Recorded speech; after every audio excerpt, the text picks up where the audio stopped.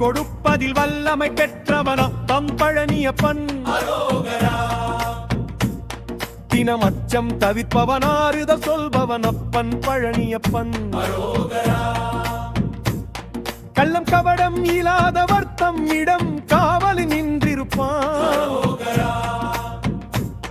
அங்கு கால்நடையாய் வரும் மானிட ஜாதியை கண்டு களித்திருப்பான். துள்ளி வரும் வடிவேலுக்கு மேல் ஒரு ஜோதி பிழம்பு உண்டோ?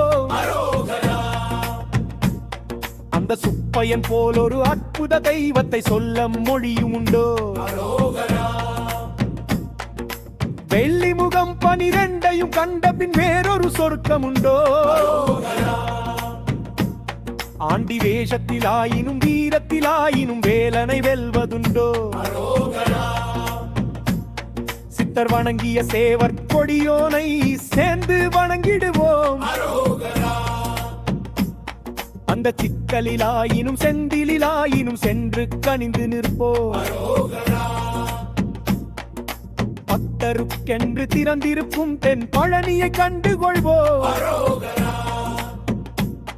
அங்கு பாலாபிஷேகமும் தேனாபிஷேகமும் செய்து பணிந்திடுவோம்.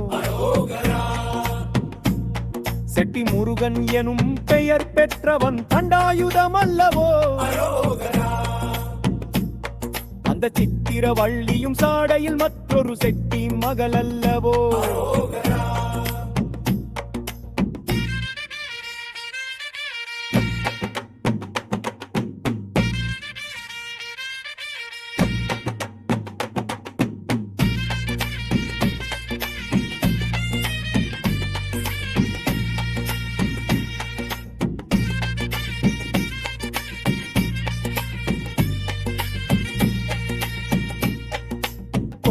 கொடுப்பவன் கோவிலை பார்த்திட கோஷமிட்டோடிடுவோம். புள்ளு குத்தட்டுமே கல்லும் தட்டுமே வலி கொஞ்சமும் கண்டு கொள்ளோம்.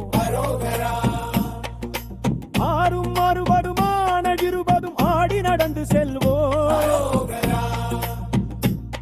சில ஆனந்த பாடல்கள் வேலனை பாடட்டும் அன்புடன் ஊர்ந்து செல்வோம். ஊறுகள் தீர்க்கின்ற உமையவள் மைந்தனை உச்சத்தில் வைத்திருப்போம். கையில் உள்ளதை அன்னவன் கோவிலுக்கே தந்து மிச்சத்தில் வாழ்ந்திருப்போம்.